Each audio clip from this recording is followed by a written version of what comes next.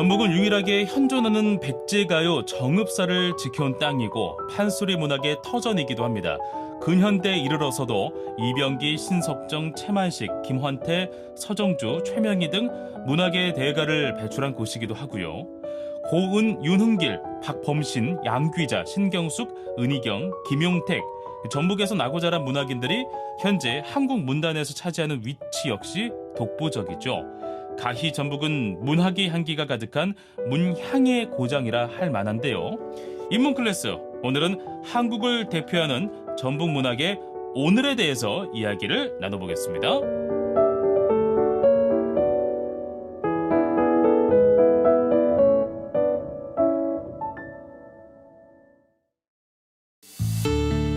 인문 클래스 5명의 석학들과 함께하는 인문학 지식축제. 오늘은 국문학의 새로운 지평을 열고 계신 전주대학교 한국어문학과 이용욱 교수님과 함께하겠습니다. 안녕하세요, 교수님. 네, 안녕하세요. 전주대학교 네. 한국어문학과의 이용욱입니다. 자, 오늘은 어떤 이야기를 또 한번 풀어가 볼까요? 네, 오늘은 최근에 더 이상 활발한 창작 활동은 안 하고 계시지만 네. 지금의 전북 문학을 대표하며 동시에 한국 문학의 어떤 빛나는 원로의 자리에 계신 네 분의 작가분들을 한번 소개해 드리려고 합니다. 네, 지난 시간에는 이제 작고한 문인들을 중심으로 전북 문학의 어제를 풀어갔다면 오늘은 생존해 계신 작가 중에 문단의 원로인 분들을 이야기를 해주신다는 거네요. 네, 맞습니다. 오늘 말씀드릴 네 분은 70년대, 80년대 한국 문학의 전성기를 이끌었던 네. 기라성 같은 분들입니다. 기대가 됩니다. 자, 어떤 문인부터 만나볼까요? 네, 처음 소개할 분은 고은 시인입니다. 1933년에 군산을 출생하셨고요. 특이하게도 스님이 됐다가 환속하셔서 1970년대 한국문단에 네. 굉장히 중요한 역할을 하셨죠. 허허. 고은하면은 몇 가지 그 연관 키워드가 있는데요. 예. 오늘은 이 키워드 4가지, 서정주, 자유실천문인협의회, 노벨문학상, 미투 이 4가지 키워드를 갖고서 한번 고은을 이해해보는 시간을 가지도록 하려고 합니다. 네. 첫 번째 키워드가 서정주네요. 네, 서정주와 고은은 참 여러 면에서 닮은 점이 많습니다. 음. 먼저 고은을 문단에 등단시킨 작가가 서정주예요. 그래요. 1958년에 현대문학의 폐결핵으로 등단했는데 그때 고은을 추천한 작가가 서정주였습니다.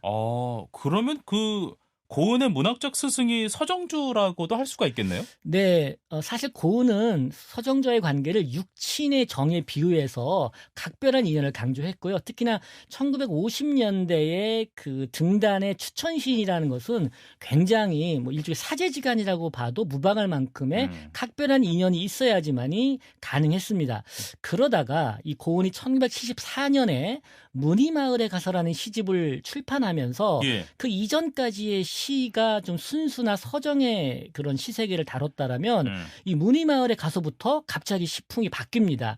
또 현실에 대한 저항과 투쟁으로 이제 바뀌게 되는데 이러면서 이제 자신의 스승이었던 서정주에 대해서 특히 또는 서정주로 상징되는 한국 순수문학에 대해서 강한 거부감을 표시합니다.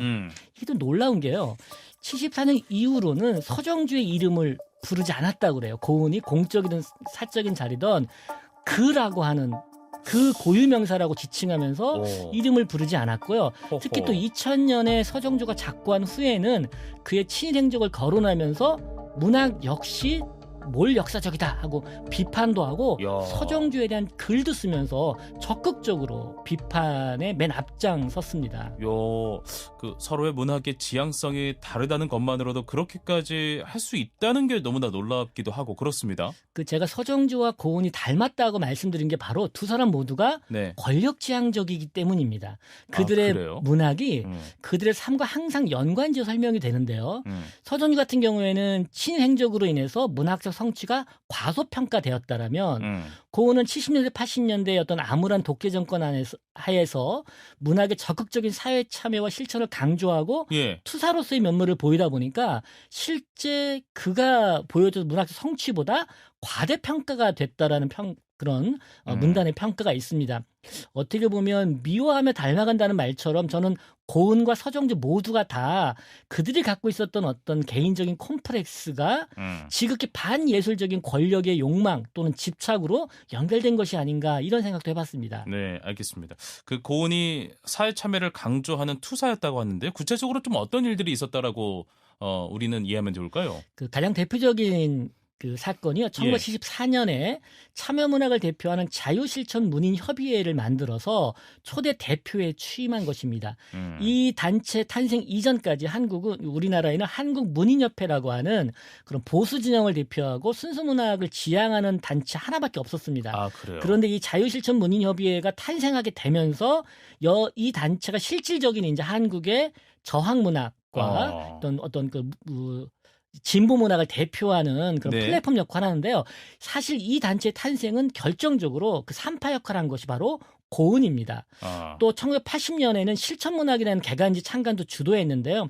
1980년대를 개간지 시대라고 할 때 창비나 문지와 함께 가장 탁월한 어떤 그 문단의 그 역할을 했던 개간지가 실천문학인데 이 실천문학을 또 고은이 직접 창간인으로 참여하면서 그래서 고은 문학의 어떤 그의 개인적인 창작 활동에 대한 평가는 조금 낮을 수 있지만 그가 했던 문학의 어떤 문학과 정치와 투쟁을 연결하는 외부적 활동은 사실 고은이 굉장히 커다란 역할을 한 건 사실입니다. 네, 그렇군요. 알겠습니다. 2000년 이후에 노벨문학상 후보로도 연관 검색어로 자주 드러났었어요. 그리고 네. 또 국민들의 기대도 컸는데 미투 사건이 발생하면서 사실은 좀 어려워진 건 아닌가 하는 생각이 좀 있기도 하고 어떻습니까? 네, 노벨문학상이라는 게 물론 상이라는 게 받으면 좋은데요. 네. 우리나라에서 아주 뭐 대단한 것처럼 사실은 여겨지지만 네. 문학상만 놓고 보면은 콩쿠르상, 부커상과 함께 3대 문학상 중에 하나일 뿐이고요. 이미 뭐 우리나라 맨 부커상을 받은 한강 이미 받았고요. 그렇죠. 제가 볼 때는 사실 정치적인 것과 연결돼서 이전에 어떤 진보 정권 때 고은이 노벨문학상 후보로 자주 거론됐던 게 그의 정치적 입지와 여러 상황이 맞아 떨어진 결과이지 그의 시가 정말 한국을 대표할 만한 뛰어난 작품이었기 때문에 추천된 것은 아니라고 생각을 합니다. 그런데 어쨌든 노벨문학상의 뭐 최종 후보로 막 오르내리다가 미투로 인해서 고은은 정말 천국과 지옥의 극과 극의 상황을 좀 맞이하고 있는데요. 물론 시인 입장에서 좀 억울할 수도 있지 않을까 싶습니다. 억울하다라는 단어가 어쩌면 조금 조심스러울 수도 있습니다. 왜냐면은 얼마 전에도 그와 관련된 이제 기사들도 많이 나왔고 최근에 또 뭐 여러 가지 이야기를 들어보면 이런 부분에서 뭔가 좀 무고하다라는 입장을 또 갖고 있는 건 아닌가 하는 기사들도 굉장히 좀 많이 나오더라고요. 그럼 교수님은 그런 입장에 약간 좀 가까운 건가요? 아닙니다. 고은 입장에서는 억울할 수 있지만 사실은 고은이 70년대, 80년대 여성 작가에 대한 성희롱과 성추문이 있었던 것은 분명한 사실입니다. 다만 70년대, 80년대 한국 문단이 그런 어떤 행동들을 작가의 기행이나 기벽 정도로 이해하고 눈 감고 넘어가는 풍토가 만연하다 보니까 고은도 본인이 정말 잘못했다는 생각을 아마 못하고 사실 우리가 뭐 성인지 감성이라는 개념조차 생소했던 시절에 호탕한 척하는 예술가라면 사실 훈장처럼 달고 다녔던 잘못된 습관이 바로 그런 고은의 삶의 어떤 말년에 치명적인 상처를 남기게 됐는데요. 흥미로운 게 하나 있습니다. 뭐냐면 고은을 가장 강하게 비판한 작가가 누구냐면 소설가 이문열입니다. 삼국지. 네, 이문열 삼국지. 우리가 최영미의 시로 괴물이라는 시 때문에 사실은 고은의 어떤 그런 미투가 널리 공론화됐지만 그보다 훨씬 전에 사로잡힌 악령이라는 단편 소설에서 아예 이문열이 고은을 아주 직설적으로 비판합니다. 그러니까 1980년대 어떤 문단의 그런 진보 문형을 대표하는 그런 문인 척하면서 얼마나 위선적이고 기만적인 행동을 했는지 얼마나 도덕적 윤리적으로 타락한 인간인지를 사실 누가 봐도 이거는 고은을 염두에 두고 썼다라고 할 만큼의 이런 작품을 실제로 자신의 어떤 작품 중에 실을 만큼 고은과 이문열은 굉장히 좀 사이도 안 좋았지만 그렇군요. 아마도 그 이유는 고은은 80년대 참여문학을 대표하는 작가였다라면 이문열은 80년대 참여문학을 대표하는 작가였기 때문에 두 사람의 문학관 자체가 불협화음이나 불화할 수밖에 없지 않나 싶습니다. 참여문학과 순수문학의 두 거물이네요. 네, 맞습니다. 서정주처럼 고은도 결국은 독자들이 판단해야 된다라고 생각하시는 건가요? 맞습니다. 저는 문학의 가장 강력한 힘은 독자에게서 나온다고 생각을 합니다. 그 힘은 무명의 시인을 순식간에 유명한 베스트셀러 작가로 만들기도 하는데요.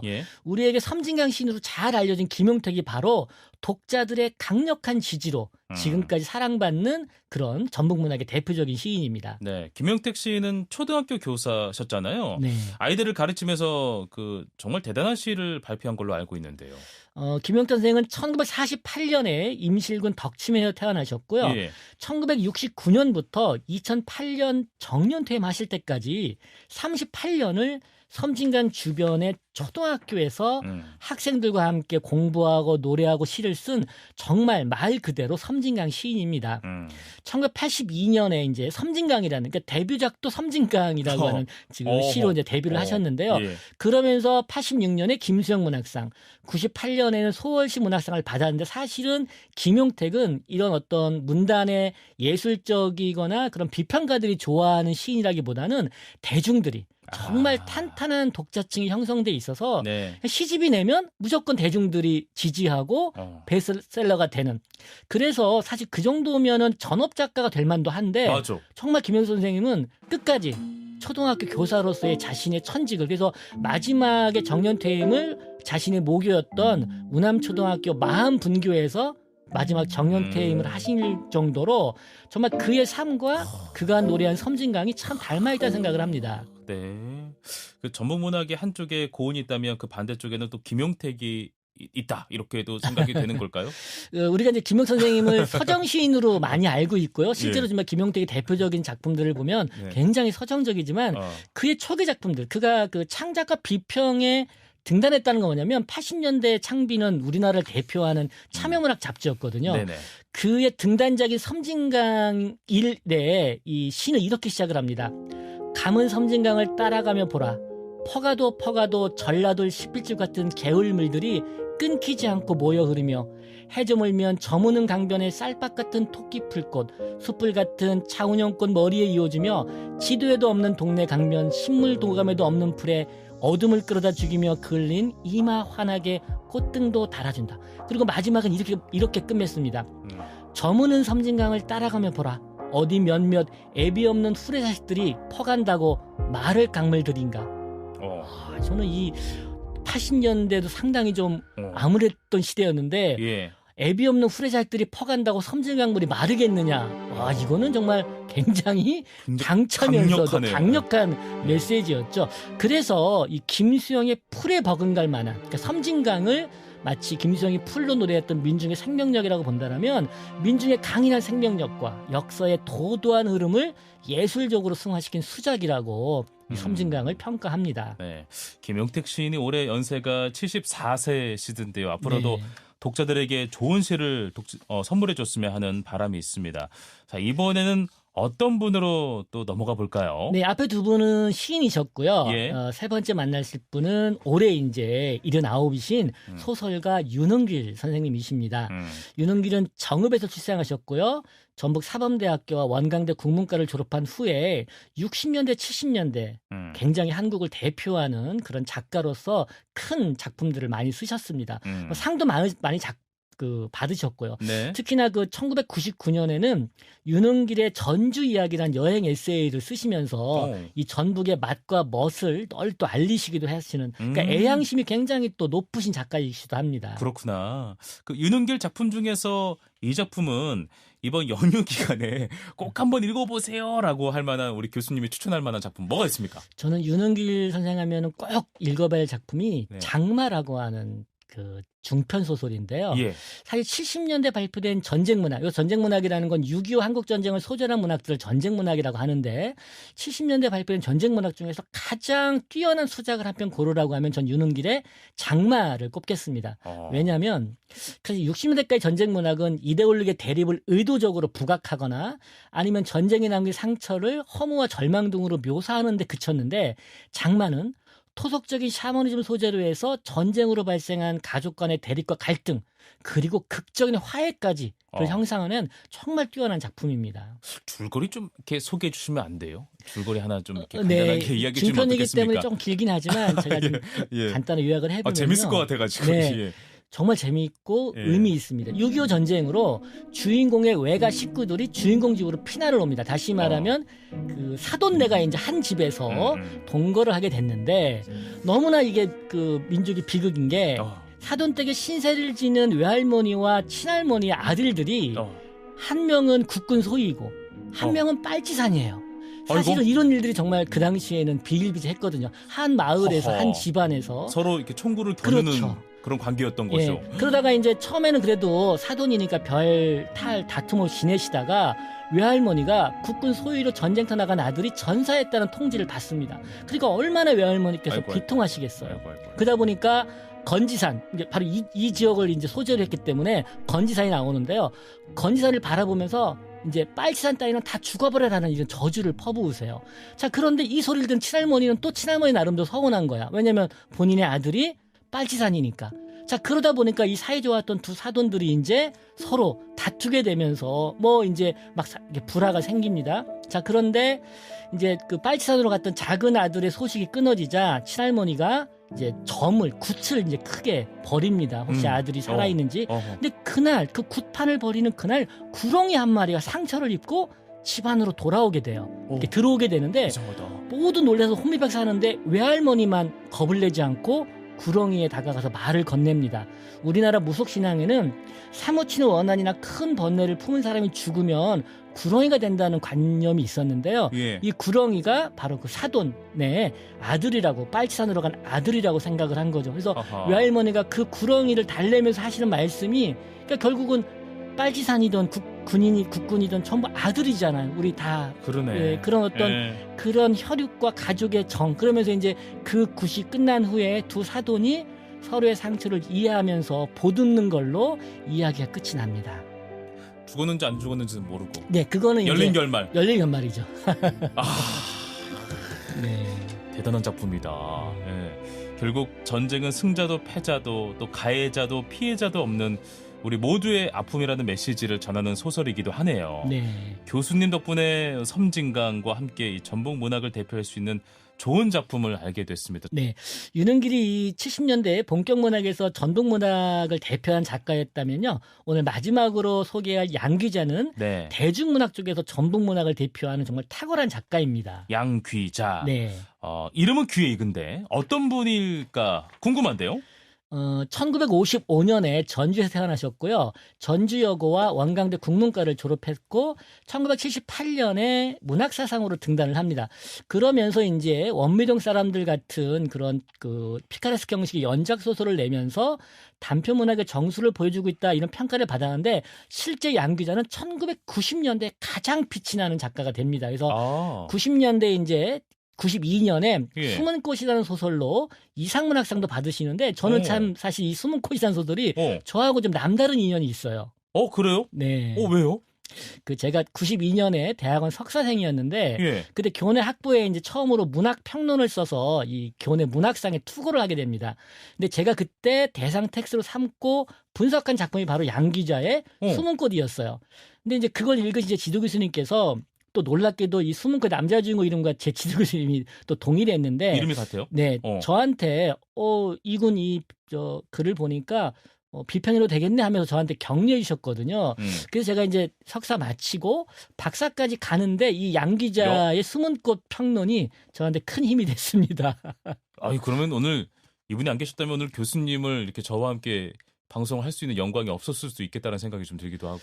네, 결과적으로 제가 전주에 내려와서 전주대학교에서 학생들을 가르칠 수 있게 된 참 계기가 된 작품이죠. 한 가지 더 있는데요. 네.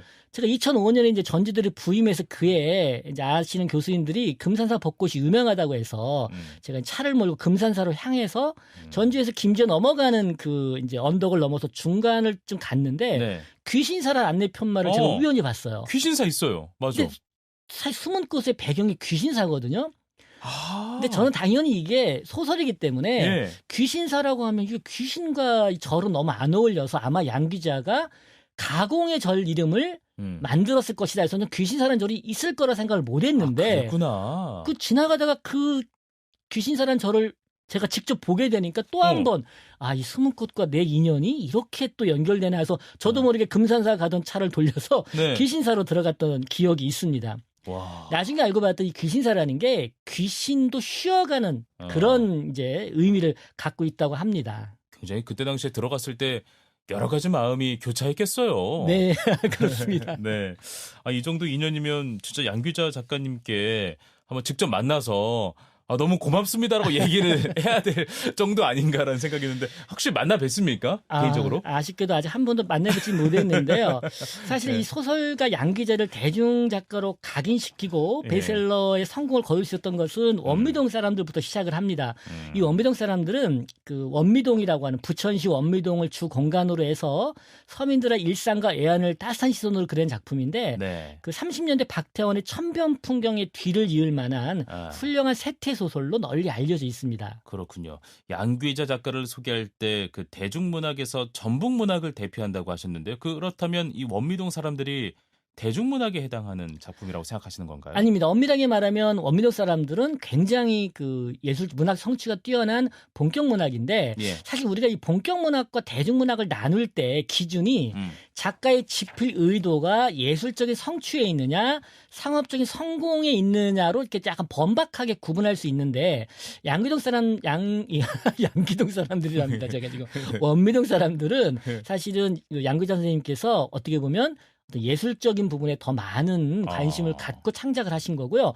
1990년대부터 이제 양 기자가 본격적으로 대중작가로 명성을 날리기 시작하는데 그 90년에 장편 소설 희망을 출판하면서 90년대를 양 기자의 시간으로 만듭니다. 그때부터 이제 대중작가의 면모를 보여주기 시작하는 건가요? 네. 근데 사실 희망이 그렇게 큰 성을 거두지 못했는데 그래요? 오히려 그 다음 작품인 나는 소망한다 내게 금지된 것이라고 천년의 사랑, 모순 이 작품이 3년 간격으로 출판됩니다. 그래서 아예 그 90년대에는 양 기자 3년 출판설이라는 게 있었어요. 그러니까 3년마다 양 기자가 어떤 작품을 내놓느냐가 그 당시 대중문학의 판도를 좌우할 만큼 정말 강력한 그 대중작가의 반열에 오르게 되죠. 근데 제목 굉장히 강렬하다. 나는 소망한다 내게 금지된 것을. 이거는 지금 아마 읽어도 굉장히 파격적인 설정인데요.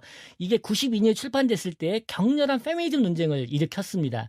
이게 뭐냐면은 자기 주체적인 한 여성이 여성들을 무력화시킨다는 이유로 당대 최고의 인기 남자 배우를 납치해서 그를 어떻게 보면 이제 세뇌하는 가스라이팅을 하는 뭐 그런 내용의 소설이거든요. 그렇다면 이 소설의 색깔과 그동안 양 기자가 썼던 글과 이런 것들이 좀 일치가 되는 건가요? 아니면 굉장히 아니죠. 파격적인? 너무 파격적이죠. 그래서 그 당시 문단에서도 양 기자가 완전히 작품의 방향을 바꿨구나. 근데 여기서 보면 왜 인기 남자 배우가 여성들을 무력화시킬까라고 이제 강민주라고 하는 이 이제 여자 주인공이 그 얘기를 하는데 그것도 이상하다. 이게 뭐냐면요. 뭐예요? 그 당시 안성기를 아마 모델로 했다라고 하는 평이 일반적입니다. 그 당시 안성기 배우가 그 맥시 모카골드 같은 그런 광고나 TV 광고에서 아주 따뜻한 자애로운 남편상 이런 부드러운 남자상 이런 걸 많이 연기했거든요. 애들은 먹지 마. 뭐 이러면서. 양 기자가 볼 때, 그러니까 이 소설에서 볼 때는 뭐냐면 결혼은 그렇게 행복하지 않은데 이 너무나 부드럽고 자상한 이 배우가 결혼의 환상을 심어준다. 그래서 여성들에게 결혼에 대한 어떤 잘못된 이미지를 심어주기 때문에 여성을 무력화시킨다. 이렇게 얘기를 한 거예요. 그리고 더 놀라운 건 이 작품의 끝에는 결국 어떻게 되느냐. 강민주 역시 그 남자 배우에게 설득이 됩니다. 그러면서 자기도 모르게 자신의 신념이 이제 흐트러지는 그 신념이 흔들리는 경험을 하게 돼요. 그걸 옆에서 지켜보던 그 강민주를 추종하던 한 남성이 결국 강민주를 살해하는 걸로 이야기가 끝이 나거든요. 그 당시에도 굉장히 또 이게 최진실 주연의 영화로도 만들어졌었습니다. 그래서 소설도 영화도 굉장히 그 당시에 센세이션했던 그렇게 기억이 납니다. 그래요? 좀 대단한 어떤 그런 작품이었군요.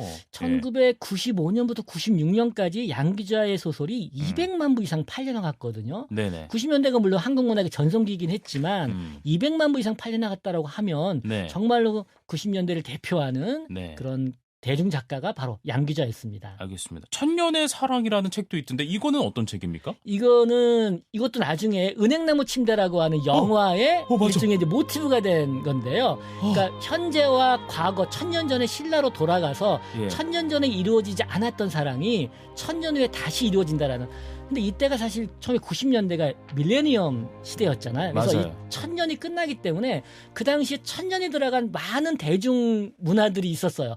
천년의 사랑도 있었고요. 또 그 룰라의 천상지행가 아니 어떤 맞아, 그, 있었어요. 예, 그 그런 노래. 노래도 있었고요. 그러니까 그 당시 그 천년의 붐을 일으킨 맨 앞자리에 그 지금 말씀하신 천년의 사랑이라는 소설의 대중적인 성공도 있습니다. 예. 양 기자라는 작가는 그러니까 시대의 흐름도 정확하게 이해할 수 있었고 내가 어떻게 하면은 진짜 이 대중문학의 또 거장으로서 길이 남는 작품을 낼 수도 있겠구나라고 하는 그런 그 지혜도 굉장했던 걸로 생각이 드네요. 문학적 재능과 이 네. 시대의 트렌드를 읽어내는 그러니까. 힘은 아마도 뭐 우리나라 여성 작가 중에서 네. 가장 탁월한 작가가 바로 양 기자가 아니었나 싶습니다. 알겠습니다. 방송 듣고 계시다면 우리 교수님 한번 좀 만나 뵀으면 좋을 것 같은데 연락드리겠습니다.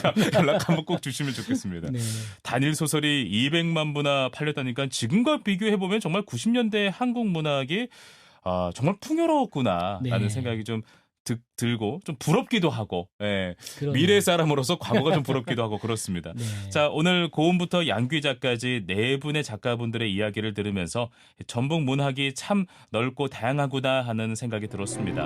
전북 문학의 어제와 오늘, 내일을 살펴보는 두 번째 시간, 오늘은 현재 생존해 계신 한국 문학의 원로 작가 네 분의 이야기와 함께했습니다.